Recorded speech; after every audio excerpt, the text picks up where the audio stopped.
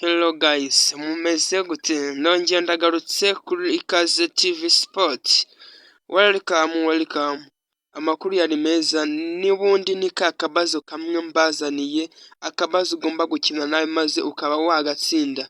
Wowe uragatsinda, uraba uri umuntu w'umugabo. Reba ko wakagerageza ukagatsinda. Aka kabazo bari kutubwira ati, mu gihe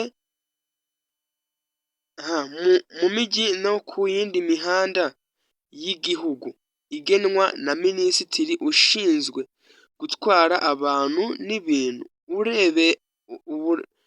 uburebure ntarengwa kuri buri mitambiko itatu ifungwaho ibiziga bine ni a. toni 24, b.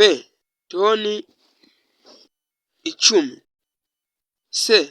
toni 160, d. toni 53. Ahangaha ni izihe toni? Ahangaha se ni toni 16. Aka gakosore maze umbwira ati nagakoze. Ushyire nimero yawe muri comment. Ndabashimiye mwebwe twabanye, gukanda subscribe ukore no kunzogera. Ndabakunda naho butaha. Bye.